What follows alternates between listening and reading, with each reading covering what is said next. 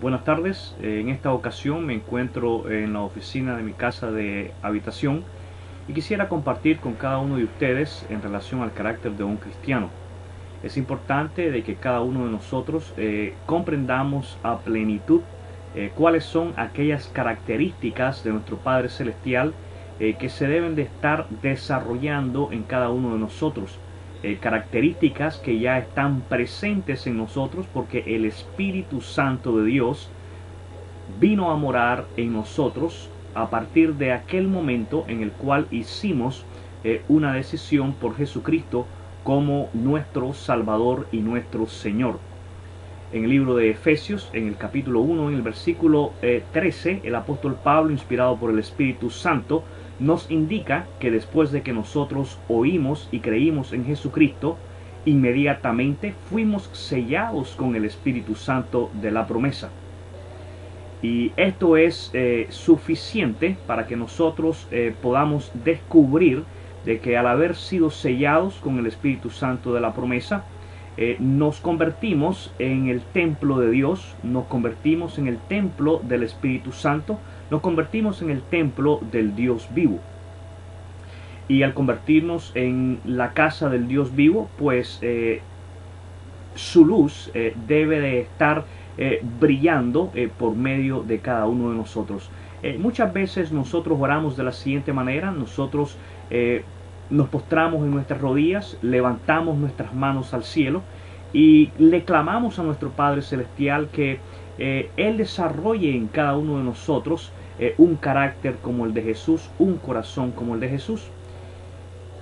Y en el libro de Gálatas, en el capítulo 5, en los versículos 22 y 23, el apóstol Pablo, inspirado por el Espíritu Santo, nos revela esas características, esos rasgos del carácter de Dios que deben de estar desarrollándose en cada uno de nosotros. Y fíjense bien, acabo de utilizar la palabra desarrollarse en cada uno de nosotros, no presentes, porque ya están presentes desde el momento en que el Espíritu Santo vino a morar a cada uno de nosotros. Ahora, nuestra responsabilidad es de que esos rasgos se desarrollen en nosotros. Quisiera traer la atención de cada uno de ustedes al libro de Gálatas, capítulo 5, versículo 22. Leemos lo siguiente: mas el fruto del Espíritu es amor, gozo, paz, paciencia, benignidad, bondad, fe, mansedumbre, templanza. Contra tales cosas no hay ley. Quisiera dividir este pasaje en tres características. La primera característica es en relación con Dios. La primera sección de los frutos del Espíritu es en relación con Dios. Es importante que entendamos el significado de frutos. Frutos básicamente es el resultado, el producto de algo. Si tenemos un árbol de manzana, esperamos que sus frutos sean manzanas. Es imposible que un árbol de manzana dé como frutos naranjas. Si nosotros somos cristianos, es evidente que nuestros frutos deben de ser los frutos del Espíritu Santo de Dios en nosotros. En los versículos anteriores a versículo 22, el apóstol Pablo nos enseña cuáles son los frutos de aquellos hombres que viven en la carne. Y de hecho, tú y yo, antes de venir a Cristo, cosechábamos estos frutos. En nosotros estaba esa naturaleza. Lo que nosotros leemos en los versículos 19, 20 y 21 son una realidad en nosotros. Pero en el momento en que aceptamos a Cristo como nuestro Salvador, ponemos un punto y final a los frutos de la carne en nosotros. El versículo 24 dice: pero los que son de Cristo han crucificado la carne con sus pasiones y deseos. En otras palabras, tú y yo que somos de Cristo, tú y yo que hemos puesto nuestra confianza en Jesucristo como nuestro Salvador, como nuestro Señor, le pusimos un punto y final a todas esas cosas que leemos en los versículos 19, 20 y 21 de Gálatas, capítulo 5. Y a partir de ese momento debe de haberse comenzado a desarrollar el carácter de Dios en cada uno de nosotros. La primera categoría en relación a Dios es el amor hacia Dios. En otras palabras, en ti y en mí, Dios debe de estar ocupando el primer lugar. Nuestra vida debe de estar girando en torno a la voluntad de Dios. Nuestros deseos deben estar girando en torno a los deseos de Dios. Nuestros propósitos deben estar girando en torno a los propósitos de Dios. Tú y yo debemos estar cumpliendo con el gran mandamiento: amar a Dios sobre todas las cosas, para que de esa manera podamos amar a nuestro prójimo. El apóstol Juan, en primera de Juan, escribe que tú y yo no somos capaces de amar a Dios si no amamos a nuestros hermanos a los cuales vemos. Así que ese es el primer rasgo que tú y yo debemos estar desarrollando en nuestra vida. Como creyentes debemos de estar amando a Dios sobre todas las cosas. Debemos de estar dando la prioridad a Él, solamente a Él. Número 2, habla en relación al gozo. Y es importante que nosotros entendamos el verdadero significado de esta palabra gozo.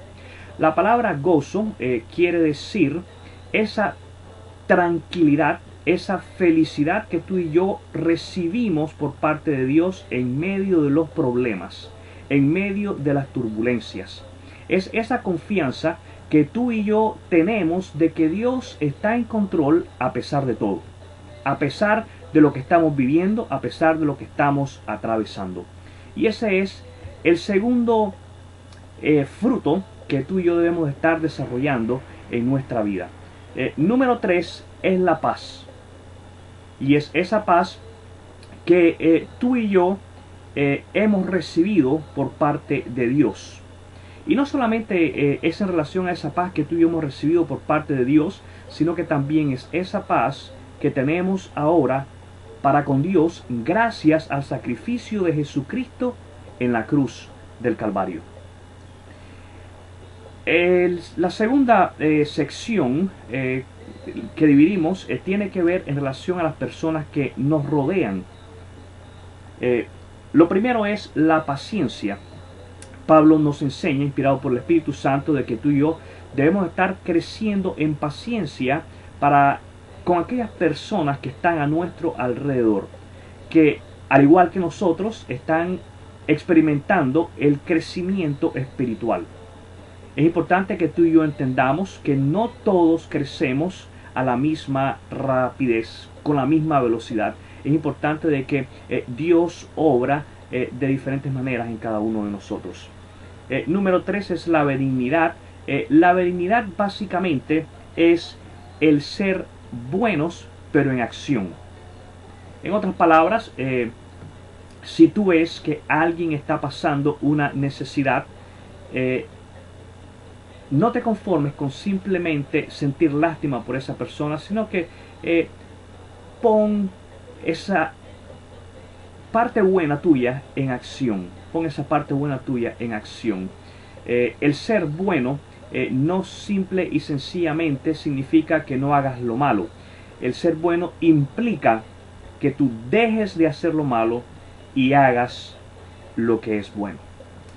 Lo tercero es la bondad. La bondad tiene que ver con el servicio. Tiene que ver con que tú y yo seamos hombres y mujeres desprendidos y compartamos de nuestras posesiones materiales desmedidamente con aquellas personas que están pasando una necesidad.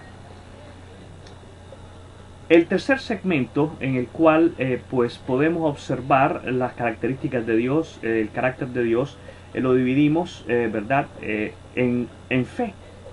Básicamente esta palabra tiene que ver mucho con fidelidad.